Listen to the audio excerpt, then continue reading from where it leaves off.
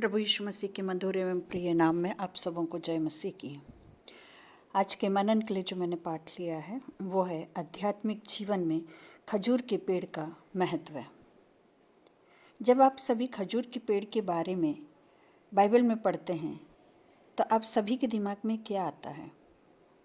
क्या ये नहीं आता है कि आखिर इस पेड़ का हमारे आध्यात्मिक जीवन में क्या महत्व है? तो आइए हम इस विषय पर बाइबल से सीखते हैं कि परमेश्वर हमारे जीवन से क्या चाहते हैं और खजूर का पेड़ हमारी आत्मिक उन्नति के लिए हमें क्या शिक्षा देता है। फिलिस्तीन की पूरी भूमि को यूनानियों और रोमन्स के द्वारा फोनिशिया कहा जाता था, यानी खजूर के पेड़ की भूमि। रेगिस्तान में टेडमोर को यूनानियों और रोमन्स के द्वारा पलमायरा कहा जाता था, अर्थात खजूर के पेड़ का शहर। सबसे अच्छे खजूर की जाति वाले पेड़ यरीहो में, एनगेदी और यरदन के तीर पे पाए जाते थे। खजूर का पेड़ विजय, शांति, धार्मिकता, समृद्धि, दीर्घायु और आराम का प्रतीक है। आइए हम इन्हें समझते हैं। पहली चीज जो खजूर के पेड़ से हमें शिक्षा मिलती है वो है खजूर का पेड़ फलदायी वृक्ष है जो धार्मिकता के साथ समृद्धि को दर्शाता है। ये एक पौष्टिक फल देने वाला वृक्ष है। इसके फल लंबे समय तक अच्छे सुरक्षित रखे जाते हैं और ये खराब नहीं होता। भजन संहिता 92 और 12 में लिखा है, धर्मी लोग खजूर के समान फूले फलेंगे। ये पेड़ काफ़ी सालों तक जीवित रहता है। ये पेड़ एक विश्वासी और धर्मी व्यक्ति को दर्शाता है। उससे अपेक्षा की जाती है कि वह आत्मिक फल लाए, जैसे आत्माओं को जीतना, परमेश्वर को ग्रहण योग्य कार्यों को करना, अपने आप को आत्माओं के फलों से सदा लाते रहना। ये सभी काम एक व्यक्ति प्रभु यीशु मसीह की संगति में रहकर करता है और कर सकता है। वो दाखलता की वो डाली बन जाता है जो बहुत फल लाती है। सो प्रियो, हमें उन कार्यों को करना है जिनसे कि हम आत्मिक फल ला सकें, और ये तभी होगा जब हम आत्माओं के फलों से लदे होंगे। दूसरी बात जो हम देखते हैं वो है पेड़ की सुंदरता। पेड़ को जब ऊपर से देखा जाता है तो ये बहुत ही आकर्षित लगता है और इसके फल और सदा हरी रहने वाली पत्तियां इस पेड़ को बहुत खूबसूरत बनाती है। प्रियो, विश्वासी व्यक्ति जितना गहरा संबंध परमेश्वर से होगा उतना ही उसका जीवन खूबसूरत होगा। हमें अपने भीतरी मनुष्यत्व को खूबसूरत बनाने के लिए हमें अपने संबंध को परमेश्वर के साथ गहरा करना और अच्छा बनाना पड़ेगा। तभी हम खूबसूरत लगेंगे, जो हमारी आध्यात्मिक खूबसूरती को प्रकट करेगा, दर्शाएगा, और दूसरे लोग उस चीज़ को हमारे अंदर देखने पाएंगे। जब हम परमेश्वर की इच्छा को अपने जीवन से प्रकट करते हैं तो वह हमारी आध्यात्मिक खूबसूरती को प्रकट करता है। हमारे को इस प्रकार का जीवन जीना है कि परमेश्वर की खूबसूरती हमारे द्वारा दूसरों तक पहुंचने पाए।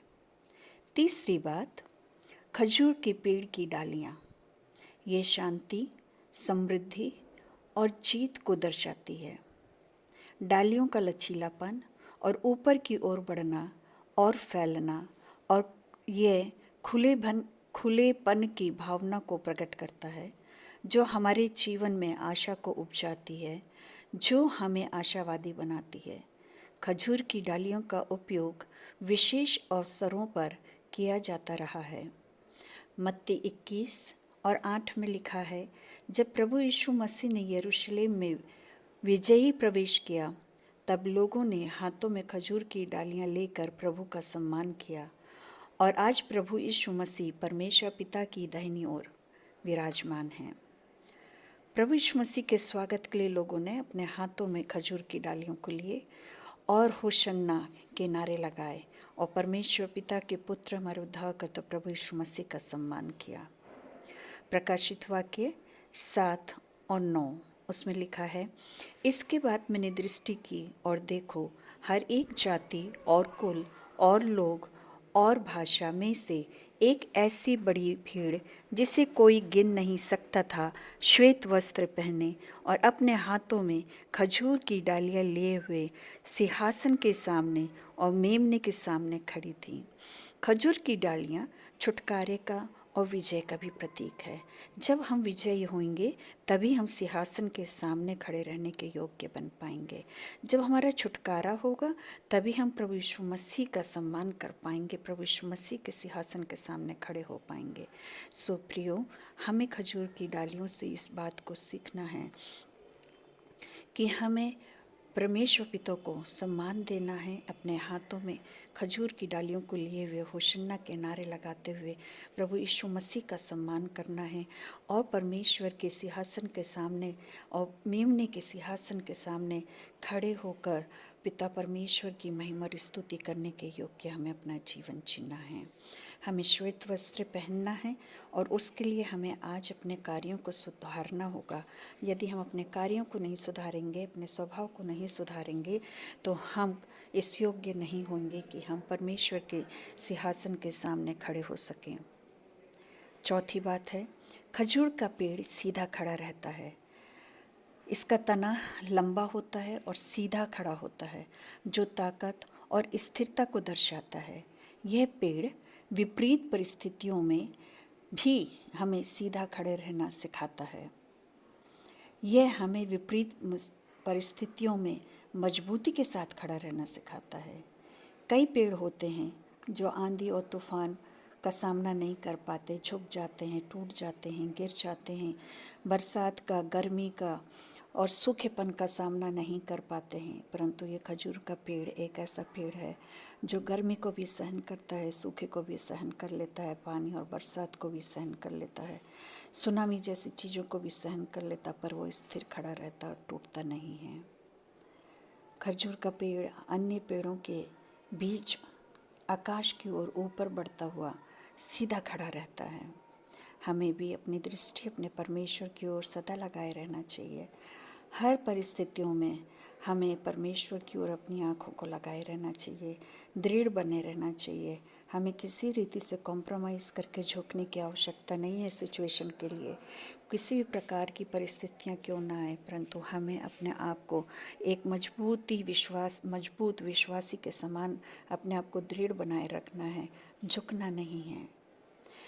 जो खजूर के पेड़ का तना होता है वो बाहर से खुरदुरा होता है और अंदर से मजबूत होता है। उसी प्रकार से विश्वासियों का जीवन भी कठिनाइयों भरा हो सकता है, खुरदुरा हो सकता है, पर उस समय वो परमेश्वर के साथ अपनी संगति में बना रहता है, फलों से लदा हुआ जीवन जीता है, तो वो डरता नहीं है, कॉम्प्रोमाइज़ नहीं करता है, परंतु उसके बदले अपना संबंध परमेश्वर के साथ और भी गहरा करता चला जाता है और ऊपर फलों से लदा हुआ होता है, अंदर अपने आत्मिक फलों से लदा हुआ होता है और परमेश्वर के साथ अपना संबंध को स्थिर बनाए रखता है, क्योंकि परमेश्वर का वचन कहता है जो वचन में स्थिर रहता है वो मेरा बेटा और बेटी है।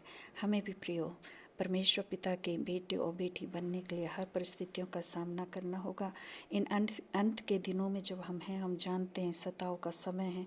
इस समय हमें सीधे विश्वास में बने रहना है, डरना नहीं है, परमेश्वर से मुकरना नहीं है, परिस्थितियों के साथ कॉम्प्रोमाइज़ नहीं करना है, परंतु अपने संबंध को परमेश्वर के साथ और भी दिन प्रतिदिन हर एक कदम पर आगे बढ़ते हुए गहरा और गहरा और गहरा करते चले जाना है।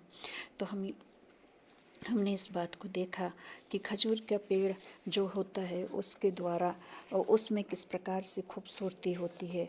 उसकी खजूर का पेड़ जो होता है वो एक फलदायी वृक्ष होता है और उसकी पेड़ की सुंदरता होती जो दूसरों को आकर्षित करने वाली होती है। खजूर की डालियों में लचीलापन होता है और खजूर का तना जो होता है वो सदा सीधा खड़ा रहने वाला होता है। तो प्रियो, हमें भी परमेश्वर की नज़दीकी में बने रहना है, हमें आत्मिक फलों से लदना है, हमें अपनी आत्मिक सुंदरता को दूसरों तक फैलाना है, दिखाना है, ऐसे कार्यों को करना है जिनसे वे लोग इस बात को जान सकें कि हम परमेश्वर के बेटे और बेटियां हैं। हमारे अंदर एक लचीलापन होना चाहिए, हमारे अंदर सब प्रकार से हमें आशावादी होना चाहिए, ताकि हम निराश ना हों, परंतु परमेश्वर के सिंहासन के सामने खड़े होने के योग्य अपने आप को बना सकें। हमें हर एक विपरीत परिस्थितियों में भी परमेश्वर पर विश्वास रखते हुए अपने संबंध को गहरा करते चले जाना है। तो अब आइए हम ये देखते हैं कि हम ऐसे कार्यों को किस प्रकार से कर सकते हैं। हम अपने जीवन में खजूर के पेड़ के समान कैसे बन सकते हैं। यदि हम चाहते हैं कि ये सारी खूबसूरती हमारे जीवनों में हो, तो हमें खजूर के पेड़ के समान बनना होगा। तो हम किस प्रकार से खजूर के पेड़ के समान बन सकते हैं। पहली चीज़, धैर्य रखकर, परमेश्वर पर विश्वास रखकर, परमेश्वर पर भरोसा रखकर, परमेश्वर से प्राप्त होने वाली आशीषों के लिए धीरजवंत होकर हमें अपने आप को खजूर के पेड़ के समान बनाना है। यदि आशीषों को प्राप्त करने में कुछ देरी भी हो जाए तो भी हमें विश्वास में बने रहना है, हमें धीरज रखना है, क्योंकि उचित समय आने पर हमारा परमेश्वर अपने वादे को पूरा करेगा। वो जानता है कि हमारी आवश्यकता क्या है और उसे वो पूरा करेगा। तो हमें धीरज रखना जरूरी है अपने जीवन में।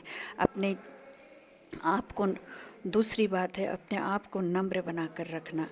खजूर का पेड़ अपने आप में कुछ नहीं कर सकता, वो अपने आप नहीं बढ़ता। उसे आगे बढ़ने के लिए मिट्टी, पानी और अन्य चीज़ों पर, सूरज पर, अन्य चीज़ों पर निर्भर रहना पड़ता है।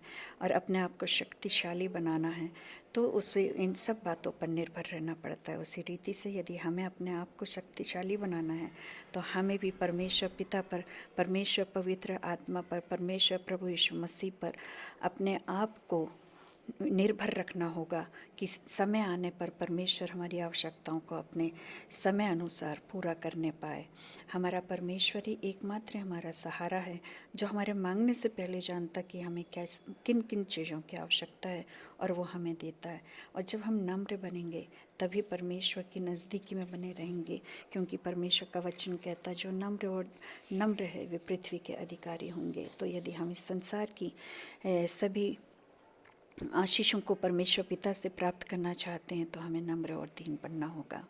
तीसरी बात है जो हम खजूर के पेड़ से सीखते हैं वो ये है कि खजूर का पेड़ गर्मी में, सूखे में, हर कठिन परिस्थितियों में खड़ा रहता है, सीधा खड़ा रहता है। उसी रीति से हमें भी विजयी होने के लिए हर समस्याओं का सामना करना होगा और हर समस्याओं का सामना मजबूती के साथ विश्वास रख के प्रभु परमेश्वर पिता से विनती और प्रार्थना करते हुए हमें आगे बढ़ना होगा, ताकि हम हर परिस्थितियों में विजयी हो सके परमेश्वर के द्वारा। क्योंकि हमारा परमेश्वर कहता है तुम्हारे ऊपर नालिश किए जाएंगे, एक मार्ग से होकर वो आएंगे, दोष लगाएंगे, परंतु 7 मार्गों से होकर वो चले जाएंगे। हाँ, जब हम विपरीत परिस्थितियों में परमेश्वर के सामने घुटने टेक की विनती और प्रार्थना करते हैं तो हमारा परमेश्वर हमें विजयी करता है, हमें शक्ति देता है, हमें समृद्ध करता है, हमें आगे बढ़ाता है, हमें ऊंचा उठाता है और हमारी अगुवाई करता है। परमेश्वर पिता हमारे से यही चाहते हैं कि हम नम्र बने, धैर्य रखें और हर एक परिस्थितियों में परमेश्वर पर विश्वास रखने वाले बन सकें। खजूर का पेड़ हमें ये सिखाता है कि जब जीवन में उथल पुथल हो तो मन में शांति कैसे लाई जाए। जब कठिनाइयों का सामना हम कर रहे हों तब हम करुणा कैसे दिखाएं। जब मन अशांत हो तो हम आराम को कैसे पाएं। प्रियो, हम खजूर के पेड़ से सीख सकते हैं कि हमें एक सुंदर जीवन देना है, फलदायी वृक्ष हमें बनना है और हमारे अंदर खूबसूरती को, आत्मिक खूबसूरती को बढ़ाना है। हमारे अंदर, हमारे व्यवहार में लचीलापन होना चाहिए, ताकि हम परमेश्वर की उपस्थिति को जान सकें, उसकी इच्छा को जान के उसके अनुसार कार्यों को कर सकें। हमें अपने आप को धीरजवंत बनाना है, विनम्र बनाना है और अपने आप को हर परिस्थितियों में परमेश्वर के सन्मुख रखना। आइए हम प्रार्थना करें। पवित्र पवित्र पवित्र सेनाओं के परमेश्वर यहोवा, इस सुंदर वचन के लिए जो आपने हमें आत्मिक भोजन के रूप में दिया, आपका हृदय से धन्यवाद करती हूँ। होने दीजिए परमेश्वर पिता, जितने भी लोग इस वचन को सुने वे आशीषित होने पाएँ और अपने आप को तैयार कर सकें ताकि तेरे सिंहासन के सामने वे खड़े रहने वाले बन सकें। हमें से हर एक लोग प्रभु तेरी उस भीड़ में शामिल होने पाएँ जो तेरे सिंहासन के सामने है। हमें लीजिएगा और अपना करिएगा, अपने आशीषों से भरिएगा और हमारी अगुवाई करिएगा कि हम आपके प्रेम में दिन प्रतिदिन बढ़ते जाएं, अपने विश्वास को आप में दिन प्रतिदिन गहरा करते चले जाएं और आपके नाम की महिमा और स्तुति हमारे जीवनों के द्वारा होने पाए। इस प्रार्थना को हम मांगते हैं हमारे उद्धारकर्ता प्रभु यीशु मसीह के पवित्र और मीठे नाम में। सुनिए और ग्रहण करिएगा और आशीष दीजिएगा। आमीन। May God bless all of us. May God bless all of us. Shalom.